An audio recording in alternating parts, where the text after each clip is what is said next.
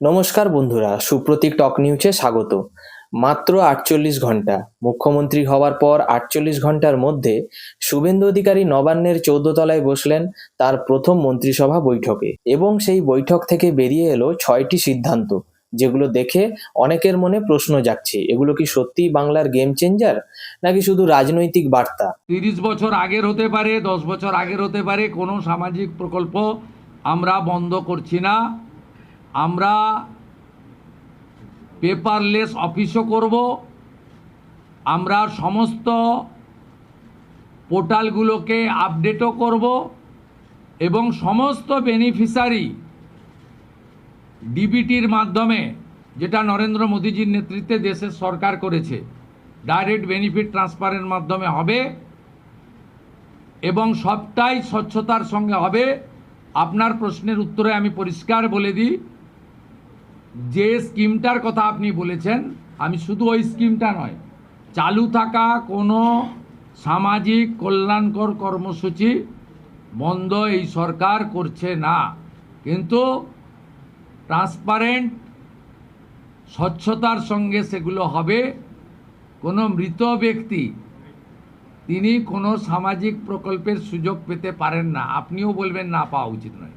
আজকের ভিডিওতে আমরা এক একটা করে এই ৬টি সিদ্ধান্ত খুলে দেখাবো, কোনটা কতটা বাস্তবসম্মত, আর কোনটায় আছে রাজনীতির গন্ধ, আর কোনটা সত্যিকারের সম্ভাবনা, সবকিছু বিশ্লেষণ করব। প্রথমে একটু পেছনে যাই। বিজেপি দীর্ঘদিন ধরে বাংলার ক্ষমতায় আসার স্বপ্ন দেখছে।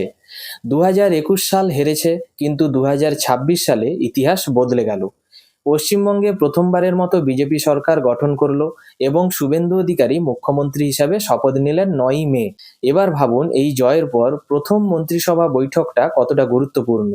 এটা শুধু প্রশাসনিক বৈঠক নয়, এটা একটা বার্তা, একটা দিক নির্দেশনা, এটা প্রতিশ্রুতির সূচনা।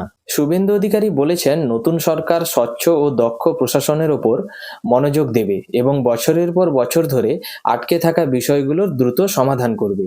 কিন্তু কথা আর কাজের মধ্যে পার্থক্য সবসময় থাকে, তাই আসুন প্রতিটি সিদ্ধান্ত যাচাই করি। প্রথম সিদ্ধান্তটি শুনলেই বোঝা যায় এটা শুধু কল্যাণমূলক পদক্ষেপ নয়, এর মধ্যে গভীর রাজনৈতিক বার্তা আছে। মন্ত্রিসভা সিদ্ধান্ত নিয়েছে বিগত বছরগুলোতে রাজনৈতিক হিংসায় ক্ষতিগ্রস্ত পরিবারগুলোকে সামাজিক সুরক্ষা এবং সরকারি সহায়তা দেওয়া হবে। শুভেন্দু অধিকারী উল্লেখ করেছেন যে বিজেপি রাজনৈতিক লড়াইয়ে ৩২১ জন ব্যক্তি নিহত হয়েছেন এবং সরকার সেই পরিবারগুলোর সম্পূর্ণ দায়িত্ব নেবে।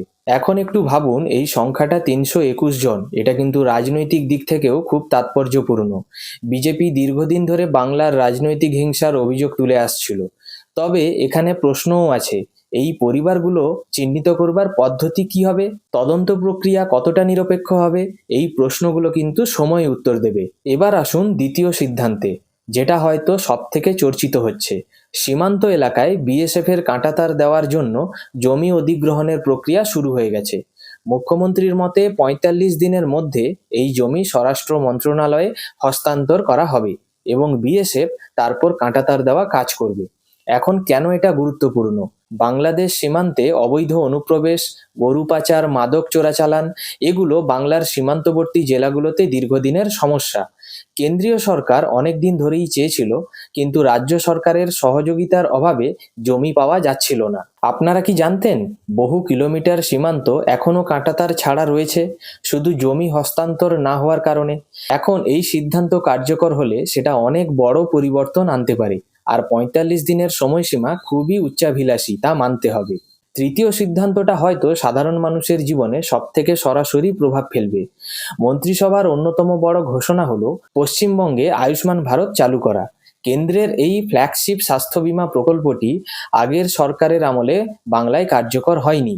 একটু হিসাব করে দেখুন, এই প্রকল্পের মাধ্যমে রাজ্যের লক্ষ লক্ষ পরিবারগুলো স্বাস্থ্যসেবার সুবিধা পাবে। কিন্তু এখানে একটা ন্যায্য প্রশ্ন আছে, বাংলায় তো স্বাস্থ্যসাথী প্রকল্প চালু ছিল, যেটা আগের সরকার চালু করেছিল। দুটো প্রকল্প কি একসাথে চলবে, নাকি একটা বন্ধ হবে? সাধারণ মানুষ কোনটা পাবেন? এই প্রশ্নগুলো স্পষ্ট উত্তর এখনো নেই, তবে এটুকু বলা যায়, স্বাস্থ্য খাতে কেন্দ্রের আয়ুষ্মান বাংলায় এলে সেটা ক্ষতিকর হবে না। চতুর্থ ও পঞ্চম সিদ্ধান্ত দুটো একসাথে দেখি, কারণ এগুলো আসলে এক সুতোয় বাঁধা।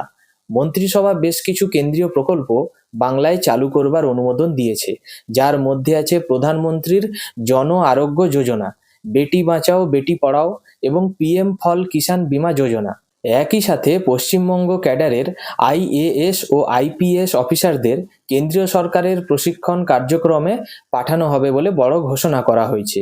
শুভেন্দু অধিকারী দাবি করেছেন, এই সুযোগ আগে যথাযথভাবে কাজে লাগানো হয়নি। এই দুটো সিদ্ধান্তের তাৎপর্য কী? প্রকল্পগুলো চালু হওয়া মানে সরাসরি কেন্দ্রের অর্থ বাংলার মানুষের কাছে আসবে, আর অফিসারদের প্রশিক্ষণ মানে প্রশাসনিক দক্ষতা বাড়বে, যেটা শেষ পর্যন্ত সেবা প্রদানের মানে প্রভাব ফেলে। তবে বাস্তবায়নই আসল পরীক্ষা। প্রকল্প ঘোষণা আর মাঠ পর্যায়ে বাস্তবায়ন, এই দুটোর মধ্যে অনেক বড় ফাঁক রয়েছে। 6 নম্বর সিদ্ধান্তটা আইনি দিক থেকে খুবই গুরুত্বপূর্ণ। ভারতের নতুন ফৌজদারি আইন, ভারতীয় ন্যায় সংহিতা এবং ভারতের নাগরিক সুরক্ষা সংহিতা পশ্চিমবঙ্গে পুরোপুরি কার্যকর করবার সিদ্ধান্ত নেওয়া হয়েছে। বলা হয়েছে, বাংলায় এখন থেকে সব মামলা এই নতুন আইনের আওতায় আনা হবে। এর পাশাপাশি মুখ্যমন্ত্রী গরু পাচার ও অবৈধ গবাদি পশু চলাচলের বিরুদ্ধে কঠোর ব্যবস্থা নেওয়ার নির্দেশ দিয়েছেন। রাজ্যের পুলিশ বাহিনীকে পাচার নেটওয়ার্কের বিরুদ্ধে অবিলম্বে ব্যবস্থা নিতে বলা হয়েছে। এছাড়াও আদমশুমারির কাজ, যা আগের সরকারের আমলে বিলম্বিত হয়েছিল বলে অভিযোগ উঠেছে, তা পুনরায় শুরু করবার নির্দেশ দেওয়া হয়েছে।